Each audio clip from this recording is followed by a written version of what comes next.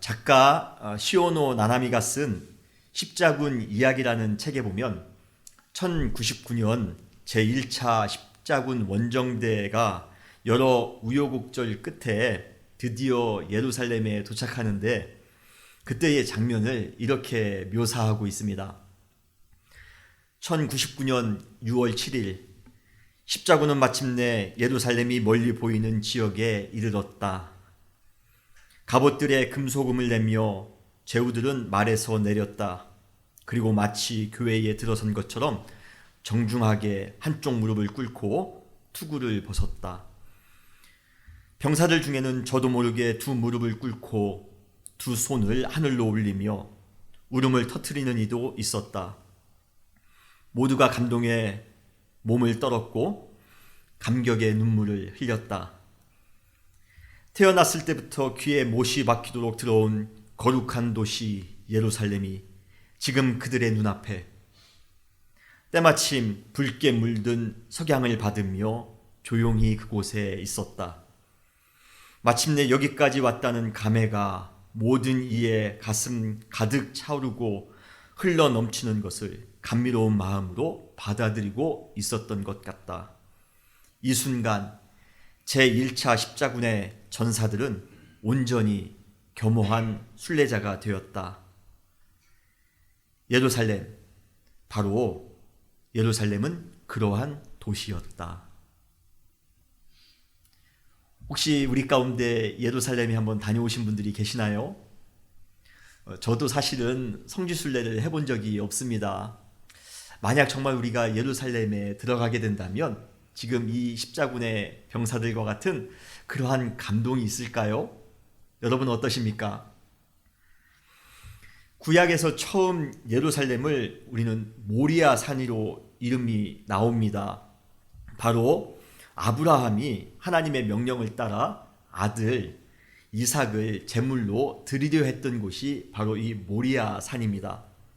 그러나 그 땅이 실제로 이스라엘의 영토가 된 것은 아브라함 이후로도 1000년이라는 긴 세월이 흐른 후 구약의 최고위의 영웅인 다윗 왕이 왕으로 등극할 때였습니다. 그는 그때까지 정복하지 못했던 난공불락의 섬 여부스 도시를 정복하고 그곳으로 수도를 이전했습니다. 바야흐로 예루살렘의 시대가 시작된 것입니다. 사람들은 그러한 다윗의 공을 기리기 위해 그곳을 다윗성이라고 부르기도 했습니다. 그리고 다윗의 아들 솔로몬에 의해서 그곳에 성전이 지어진 후에는 하나님의 임재가 나타나는 종교의 중심지로 역할을 감당했습니다. 그리고 그 이후 수세기 동안 여러 강대국의 침략을 받아 폐허가 되는 아픔도 여러 차례 겪었지만 그래도 이스라엘 사람들의 마음속에 예루살렘은 언젠가는 소망의 땅이었으며 언젠가는 평강의 도시였고 또 언젠가는 보호와 인도의 땅이었으며 언젠가는 찬양과 감사가 넘치는 땅이기도 했습니다. 그러면서 또 한 번의 1000년이라는 세월이 흘렀습니다. 이제 예루살렘은 수많은 역사의 흔적을 가지고 있는 나름의 고성이 되었습니다. 이제 예루살렘은 어느 누구도 무시할 수 없는 역사적 위엄과 시대적 권위를 가진 도시가 되어 모든 사람들의 마음을 매료시키는 신비로움 그 자체가 되었던 것이에요. 그리고 바로 지금 예수님께서는 그 예루살렘을 향하여 들어오고 계신 중입니다. 오늘 마태복음 21장 1절에 보면 그들이 예루살렘에 가까이 가서라는 말씀이 나옵니다. 이 구절에서 그들은 예수님을 비롯한 모든 제자들을 의미합니다. 저는 이 구절을 읽을 때마다 항상 궁금한 점이 있었습니다. 그것은 바로 과연 예수님께서 예루살렘에 입성하실 때 그 예루살렘을 바라보며 지금 입성하고 계신데 그때 예수님의 마음은 어떠셨을까? 예수님의 감정, 예수님의 생각은 무엇이었을까? 보통 어떤 사람들은 예루살렘의 그 고풍스러움과 화려한 외관에 탄성을 자아냈을 수도 있습니다. 또 어떤 사람은 수많은 사람들로 북적이는 그 복잡한 도시의 그 모습을 보면서 흥분된 마음으로 즐기는 사람도 있었을 것입니다. 어떤 사람은 성전의 그 위용을 바라보면서 그 당시 잘 나가는 종교 지도자들처럼 자신도 되어 폼나는 인생을 살고픈 그러한 욕심도 가졌을지 모릅니다. 그렇다면 이제 앞으로 닷새 후에 십자가에서 죽으시기 위하여 예루살렘으로 들어가고 계신 예수님은 지금 예루살렘을 바라보면서 어떠한 마음이셨을까요? 한 가지 분명한 것이 있다면 처음 제가 서두에서 말씀드렸던 그 1차 십자군 병사들이 예루살렘에 도착했을 때 느꼈던 그 감상에 젖은 마음, 그러한 마음은 아니셨을 것입니다. 예루살렘을 향한 그때의 예수님의 마음을 살짝 느낄 수 있는 구절이 있습니다. 바로 마태복음 23장 37절로 38절 말씀입니다. 예수님이 이렇게 말씀하십니다. 예루살렘아, 예루살렘아, 선지자들을 죽이고 내게 파송된 자를 돌로 치는 자요, 암탉이 그 새끼를 날개 아래 모음과 같이 내가 내 자녀를 모으려 한 일이 몇 번이더냐. 그러나 너희가 원하지 아니하였도다. 보라, 너희 집이 황폐하여 버림받으리라. 예수님은 예루살렘에 입성하시면서 위대하고 화려한 그 도시의 모습에 전혀 감탄하지 않으셨습니다. 그렇다고 이제 내가 며칠 후면 십자가를 지고 저기서 죽을 텐데 라고 하면서 신세한탄도 하지 않으셨습니다. 또한 자기를 죽일 그 사악한 무리들이 저 도시에 있는데 하면서 예루살렘을 원망하시지도 미워하시지도 않으셨습니다. 그런데 한 가지 예수님께서 예루살렘을 바라보시면서 가지셨던 마음이 있습니다. 그것은 무엇입니까? 바로 안타까움입니다.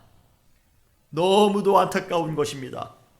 말은 종교의 도시라고 하지만 전혀 영적인 생명력을 느낄 수 없는 예루살렘, 탐욕과 거짓의 가치로 가득한 세속도시 같은 예루살렘, 진리를 전혀 분별하지 못하며 정의를 무시하는 그 예루살렘, 그래서 심판의 도끼가 이미 뿌리에 놓인 예루살렘, 예수님께서는 바로 그러한 예루살렘의 모습을 보셨던 것입니다. 그래서 예수님은 예루살렘의 운명을 바라보면서 한없는 안타까움을 느끼셨던 것이에요. 어떻게 예루살렘이 이렇게까지 될 수 있었던가? 과거에 수많은 사람들이 하나님을 찬양하며 하나님께 예배드렸던 곳이었는데, 과거에 수많은 사람들이 동경했던 그러한 땅이었는데, 과거에 영적 영향력을 수많은 그러한 도시 가운데 주었던 예루살렘인데 어떻게 예루살렘이 저렇게 변할 수 있단 말인가?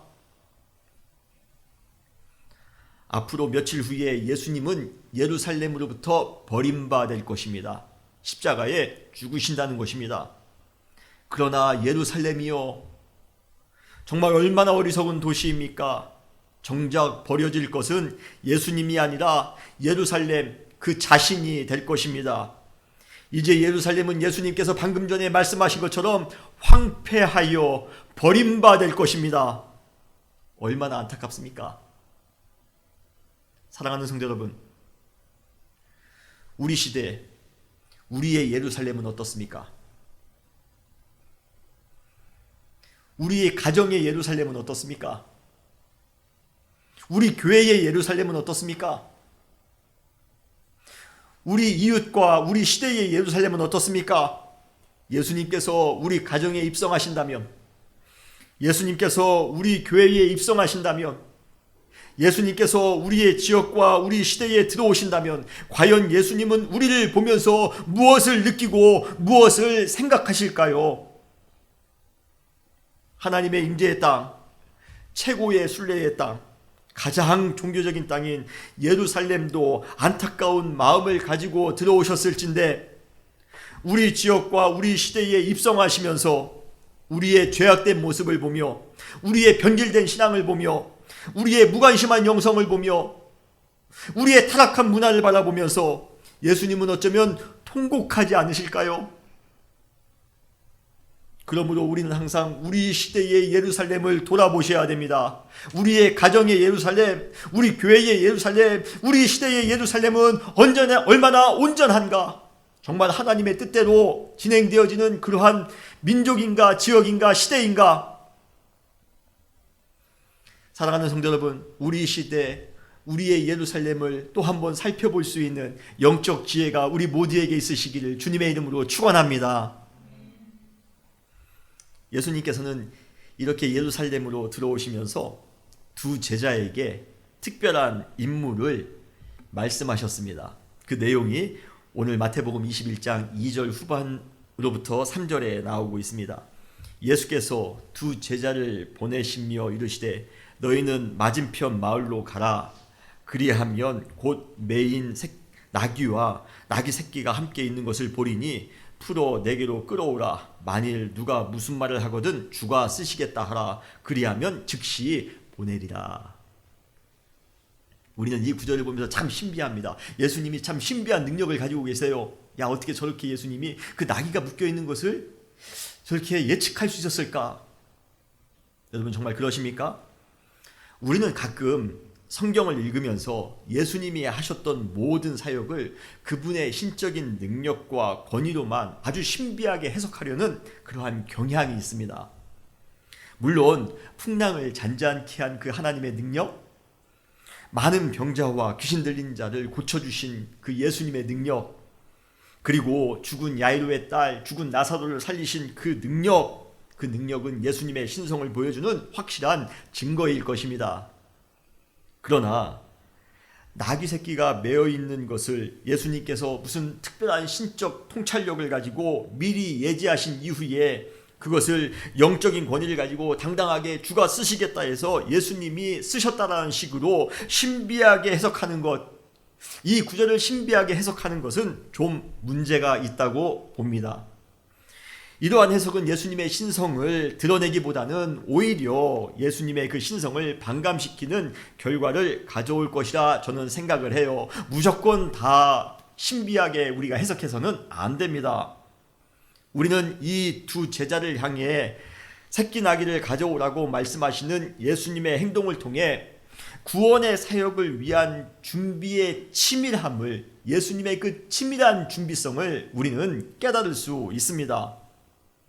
사실 공생애 중에 예수님의 예루살렘 방문은 이번이 처음이 아닙니다. 중요한 절기 때마다 예수님께서는 이미 여러 번에 걸쳐 제자들과 함께 예루살렘에 방문하신 적이 있으셨습니다. 어쩌면 예수님께서는 매년 예루살렘에 방문하실 때마다 앞으로 언젠가는 자신에게 찾아오게 될 그 십자가의 죽음에 대해서 매번 묵상하셨을 것입니다. 그러면서 그때마다 메시아에 관한 구약의 말씀이 예루살렘에서 성취되기 위해 필요한 것은 무엇이었을까 예수님께서는 살펴보셨을 것이에요. 저는 마태복음 21장에 나오는 이 나귀의 주인, 이 주인이 예수님에 대한 정보를 전혀 모르는 아주 생뚱맞게 갑자기 등장한 사람이 아니라고 저는 생각합니다. 어쩌면 그는 과거 예수님께서 갈릴리 사역을 하실 때든지 아니면 예수님이 전에 예루살렘에 방문하셨을 때든지 예수님의 말씀과 예수님의 능력으로 이미 큰 감동을 받은 사람, 그래서 예수님을 주라고 부를 만큼 뜨거운 신앙을 가진 사람이라고 저는 생각합니다. 그리고 예수님께서도 이미 그 사람이 예수님의 마지막 사역을 위해 헌신할 준비가 되어 있는 사람이라는 것을 알고 계셨다라고 저는 생각합니다.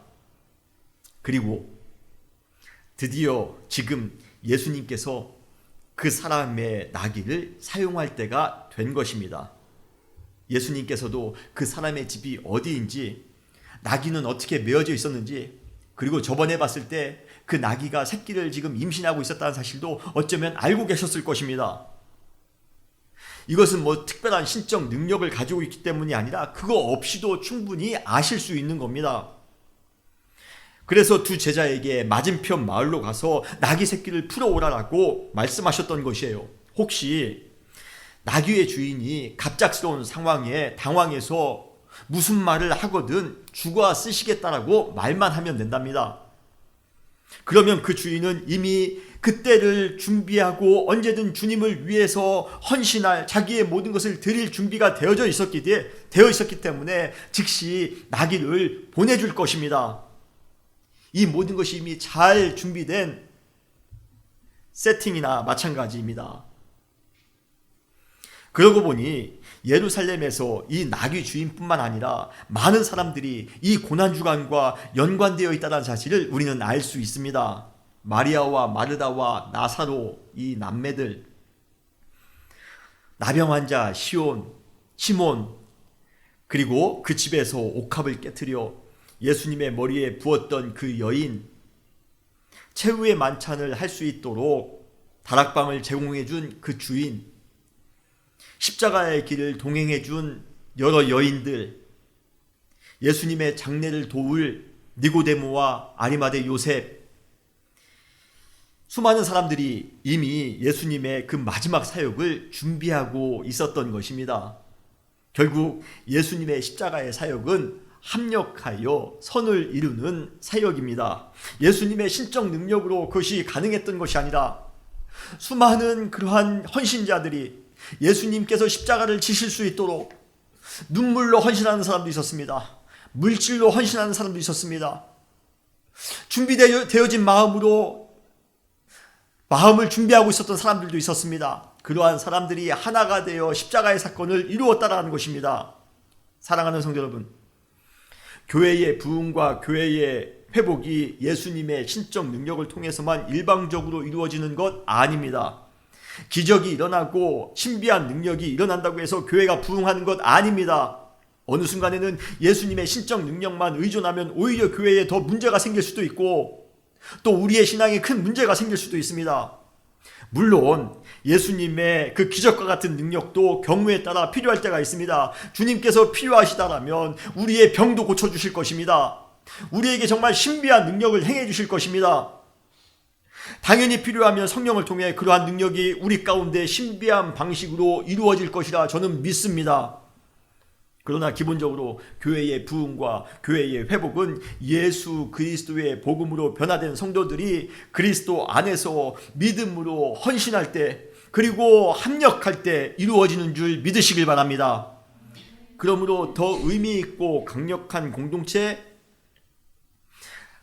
건강한 공동체로 변화되고 성숙할 수 있도록, 그리고 주님의 사명을 잘 감당하는 교회가 될 수 있도록 우리 모두는 예수 그리스도 중심으로 서로 헌신하며 서로 합력해야 됩니다.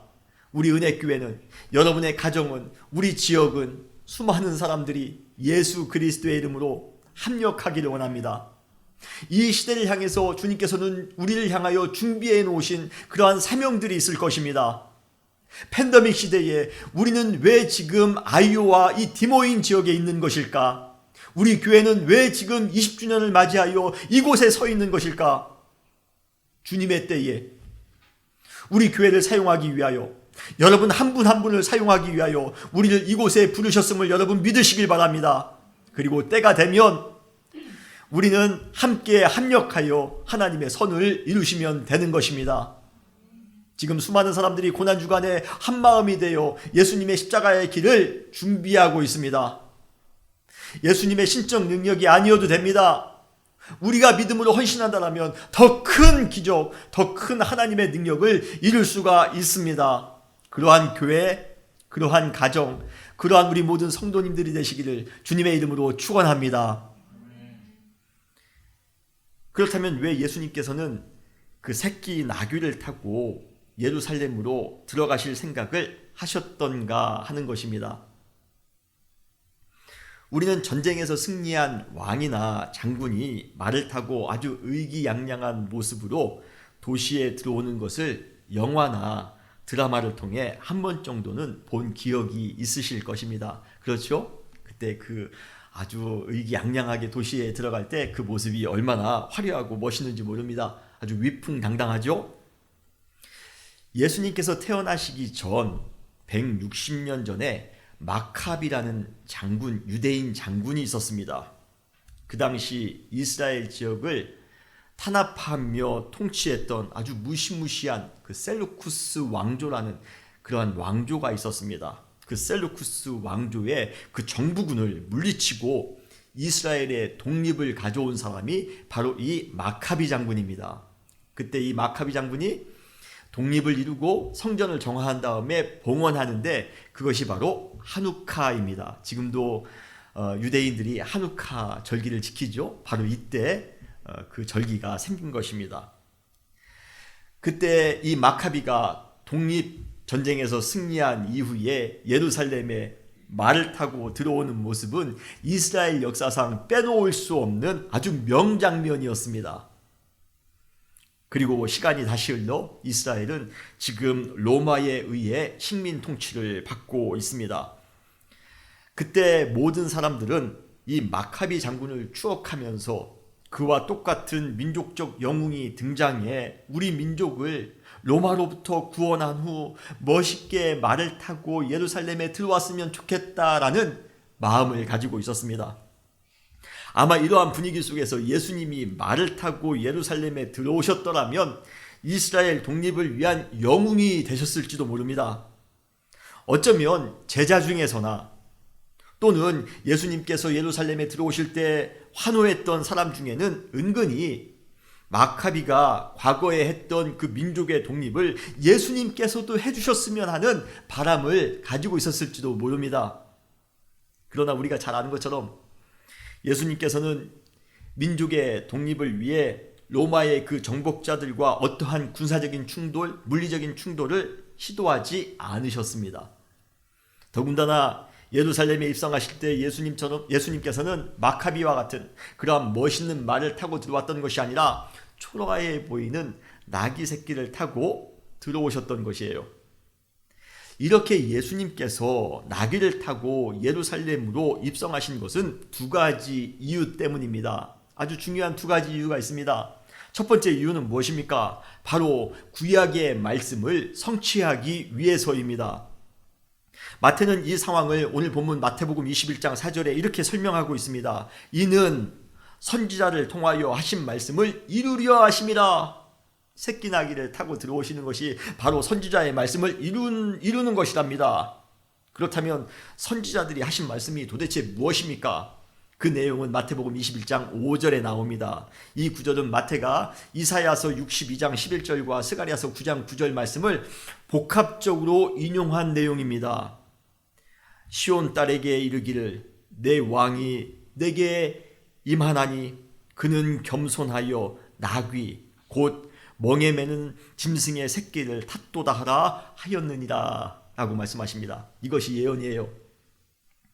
사실 이 구절은 그 당시 이스라엘 사람들이라면 모르는 사람이 없을 정도로 유명한 메시아 임재를 나타내는 구절입니다. 굉장히 유명한 구절이에요. 앞으로 이스라엘을 구원할 메시아가 이 땅 가운데에 왕으로 임하실 것인데 그분은 새끼 나귀를 타고 예루살렘으로 들어오신다라는 예언인 것입니다.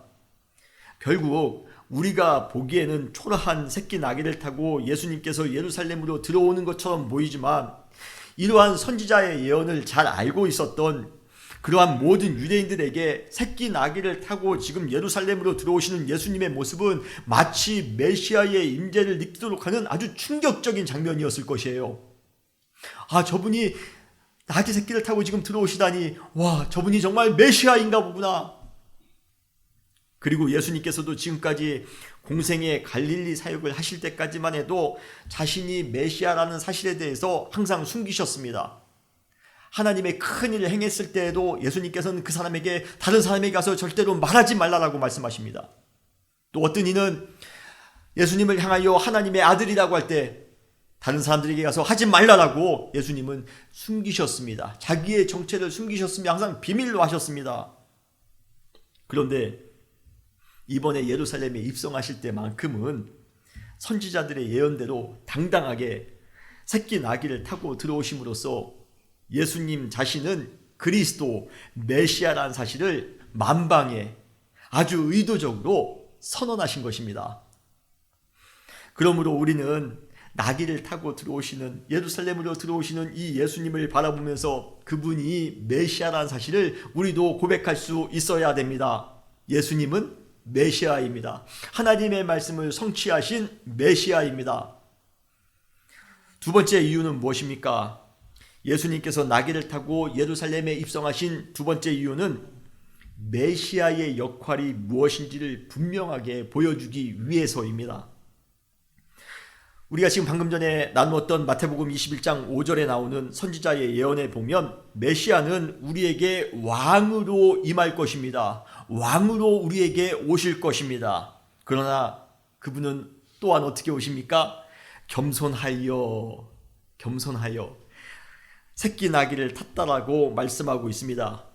바로 새끼 나귀를 타고 오신 메시아의 역할은 무엇입니까? 바로 우리 인간을 겸손히 섬기기 위한 것이 그 바로 메시아의 역할이라는 것입니다. 사실 왕이라고 할 때 우리는 강력함 또는 굴림 같은 그러한 이미지를 연상합니다. 우리는 메시아가 그러한 권위 있는 왕처럼 멋있는 그 군마를 타고 위험 있게 등장해 모든 것을 한순간에 압도할 것이라 상상합니다.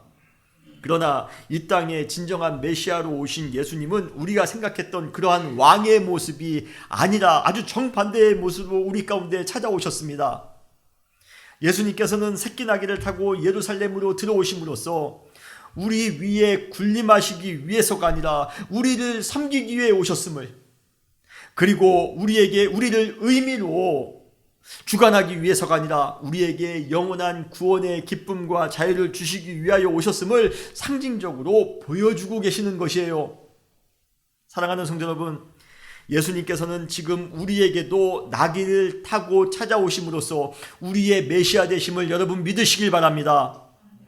세상의 화려함에 현혹되며 살아갈 것이 아니라 새끼 나귀를 타고 겸손하게 우리에게 찾아오시는 예수님을 메시아로 받아들일 수 있는 그러한 영적 안목이 여러분들에게 있으시기를 바랍니다. 이렇게 예수님께서는 새끼 나귀를 타고 예루살렘에 입성하심으로써 앞으로 곧 어떠한 일이 그에게 일어날 것인지를 우리에게 암시적으로 보여주셨습니다. 그 일이 무엇입니까? 바로 5일 후에 있게 될 십자가의 죽음입니다. 나귀 새끼를 타고 들어오신 예수님은 앞으로 5일 후에 우리를 구원하기 위하여 십자가에서 죽으실 것입니다. 예수님은 마지막까지 우리를 사랑하시고 우리를 섬기시고 그리고 우리를 궁극적으로 구원해 주시기 위하여 십자가에서 죽으십니다.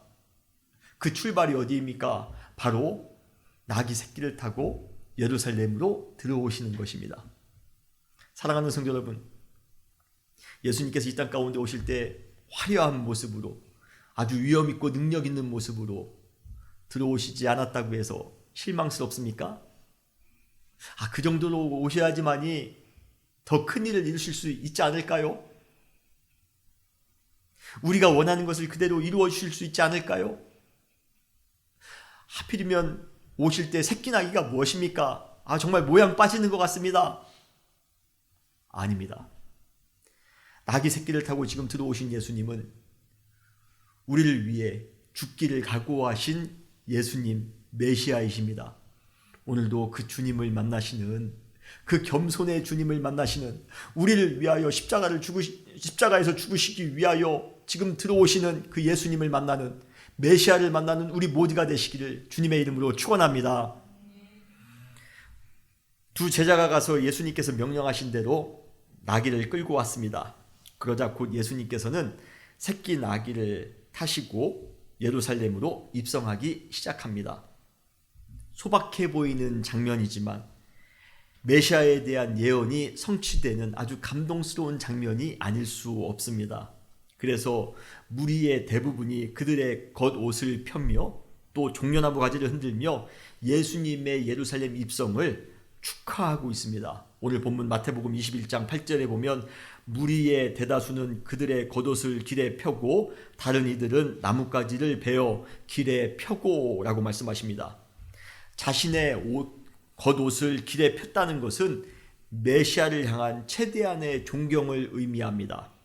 그리고 종려나무 가지를 흔들었다는 것은 축복과 기쁨을 상징합니다.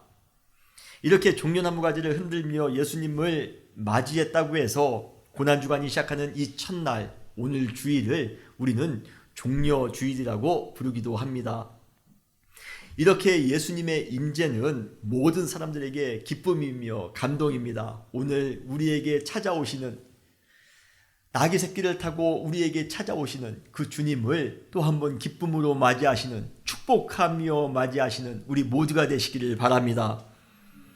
그래서인지 거리에 있는 수많은 사람들이 그 기쁨에 넘쳐 크게 소리를 지르며 찬양합니다. 그 찬양의 내용이 바로 마태복음 21장 9절, 오늘 마지막에 나오고 있죠. 앞에서 가고 뒤에서 따르는 무리가 소리 높여 이르되 호산나 다윗의 자손이여 찬송하리로다. 주의 이름으로 오시는 이여 가장 높은 곳에서 호산나더라 라고 말씀하십니다. 호산나, 여러분 호산나가 무슨 뜻입니까? 우리는 교회에 오래 다녔기 때문에 그냥 호산나는 많이 들어봤습니다. 그런데 정확한 의미는 무엇일까요? 여러분 시편 118편은 대부분의 이스라엘 사람들에게 잘 알려진 메시아 예언 시입니다. 여러분 오늘 한번 시편 118편을 꼭 읽어보시기를 바랍니다. 이스라엘 사람들은 이 시편을 찬양하면서 메시아의 임재를 수백 년 동안 사모해 왔습니다. 그런데 그 시편 118편 25절에 보면 메시아께서 오시는 날, 그리스도께서 이 땅 가운데 오시는 날을 기대하면서 이스라엘 백성들이 불렀던 찬양 기도가 나옵니다. 그 기도는 이렇습니다. 시편 118편 25절입니다. 여호와여 구하옵나니 이제 구원하소서. 여호와여 우리가 구하옵나니 이제 형통하게 하소서. 이스라엘 백성들이 아주 즐겨 부르던 찬양이었습니다. 그런데 이때 이 구절에 나오는 이제 구원하소서, 이 단어의 히브리 원어가 바로 호산나입니다. 그러므로 호산나는 무슨 뜻입니까? 주님 우리를 구원하여 주소서, 메시아여 우리를 구원하여 주소서. 그것이 바로 호산나의 의미입니다. 더불어 이스라엘 백성들은 앞으로 메시아가 다윗의 자손으로 오실 것이라 믿었습니다. 그래서 다윗의 자손이라는 표현은 메시아를 의미하는 또 다른 명칭입니다. 다윗의 자손은 똑같이 메시아입니다. 결국 예수님께서 예루살렘에 입성하실 때 수많은 무리가 불렀던 호산나 다윗의 자손이요 라는 찬양은 다윗의 자손 메시아 그리스도요 이제 우리를 구원하소서 라는 메시아를 향한 구원의 찬양인 것입니다. 구원의 기도인 것입니다. 그런데 지금 그 호산나 찬양을 수많은 사람들이 나귀를 타고 예루살렘으로 들어오시는 예수님을 향해 부르고 있는 것이에요. 사실 이 수많은 사람들이 예루살렘에 입성하시는 예수님을 보면서 호산나 이제 구원하소서 외쳤을 때 그들이 원하는 구원이 무엇인지, 그들은 어떠한 구원을 의도했는지 우리는 정확히 알 수는 없습니다. 그러나 어쩌면 지난주에 베드로가 어떻게 예수님을 고백했죠? 예수님은 그리스도이십니다 라고 고백할 때처럼 그가 고백했던 것처럼 어쩌면 별반 차이가, 그러한 고백과 오늘 이 호산나의 고백과 별반 차이가 없었을 수도 있습니다. 그들이 원했던 호산나는 어쩌면 민족적인 독립일 수도 있습니다. 어쩌면 경제적인 해방일 수도 있습니다. 어쩌면 질병에서의 치유일 수도 있고 인간관계의 회복일 수도 있습니다. 어쩌면 더 노골적으로 그들이 원했던 호산나, 그들이 원했던 구원은 재벌이 되는 것, 정치적으로 한 자리 차지하는 것, 나의 자녀가 잘 되는 것, 인기 스타가 되는 것일 가능성도 있습니다. 그러나 그들의 호산나가 너무 세속적이라 해서 그들을 비난할 수만도 없습니다. 그 이유는 무엇입니까? 우리 역시도 그러한 구원을 기대하면서 나귀를 타고 우리에게 찾아오시는 그 예수님을 향해 호산나 다윗의 자손이여 찬송하는 경우가 많았기 때문입니다. 여러분들은 어떠세요? 과연 우리의 호산나의 찬양은 무엇을 기대하는 호산나입니까? 여러분은 어떠한 구원을 의도하면서 예수님께 호산나의 찬양을 부르고 계십니까? 겸손히 새끼 나귀를 타고 참혹한 죽음이 기다리고 있는 땅으로 들어오고 계신 메시아 예수 그리스도, 그리고 당연한 무언가를 바라듯 그 메시아를 향해 호산나를 외치고 있는 무리들 사이에는 무언가 메워질 수 없는 큰 공허함의 갭이 있는 것 같습니다. 정말로 아니나 다를까 그 공허함은 단 며칠도 지나지 않아 호산나를 정반대의 외침으로 바꾸어 놓고야 말았습니다. 그 또 다른 외침이 무엇입니까? 바로 예수를 십자가에 못 박아야 하겠나이다. 여러분, 우리의 잘못된 호산나가 어떻게 변질될 수 있나 또 한 번 깨달을 수 있는 구절이 아닐까 싶습니다. 그러므로 우리는 항상 우리의 잘못된 호산나 신앙이 예수님을 또 한 번 십자가에 못 박을 수 있다는 사실을 항상 명심하셔야 됩니다. 예수님은 모든 선지자들이 다윗의 자손으로 오실 것이라 기대했던 그 메시아가 맞습니다. 그리고 그 메시아는 우리가 부르짖는 호산나 이제 구원하소서의 그 간절한 기도를 응답해 주실 수 있는 유일한 분이라는 것도 맞습니다. 그러나 그분은 화려하며 강력한 모습으로 우리에게 오신 메시아가 아니라 우리를 섬기기 위해 겸손한 모습으로 오신 메시아라는 사실을 우리는 잊지 말아야 합니다.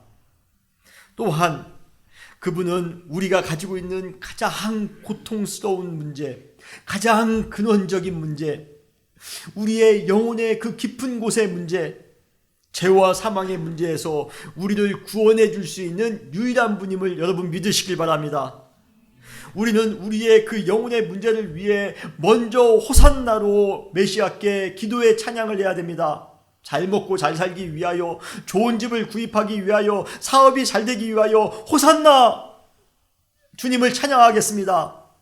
찬양하는 것이 아니라 주님, 우리의 영혼의 문제가 생겼습니다. 우리 안에 죄의 문제가 생겼습니다. 우리 안에 인간적인 그러한 탐욕의 문제가 생겼습니다. 주님, 우리를 죄에서 구원하소서, 우리의 영혼을 구원하소서. 호산나, 호산나, 다윗의 자손이여. 우리가 그렇게 기도할 때 그때 비로소 우리의 호산나는 진정한 의미의 호산나가 될 수 있음을 믿습니다. 예수님께서 오늘 예루살렘에 입성하셨습니다. 죽음의 땅에 새끼 나귀를 타고 묵묵히 들어오시는 예수 그리스도, 그 메시아, 우리가 그분과 함께 이번 주 고난주간을 보내기를 원한다라면 우리는 먼저 진정한 호산나의 찬양을 부르셔야 됩니다. 우리의 영적 고통, 죄의 고통으로부터 우리를 구원하시기 위해 겸손하게 나귀를 타고 예루살렘으로 들어오시는, 그리고 십자가를 향하여 묵묵히 걸어가시는 그 주님, 그 메시아, 주님, 호산나, 나의 죄를 구원하소서. 오직 주님밖에 우리의 모든 것을 구원해 주실 분은 안 계십니다. 오늘 그리고 이번 한 주간, 고난주간을 통하여 호산나 주님을 찬양하며 주님 앞에 믿음으로 나아가시는, 그리고 주님의 십자가의 고난에 동참하시는 우리 모든 사랑하는 성도님들이 되시기를 주님의 이름으로 축원합니다. 다시 기도하시겠습니다.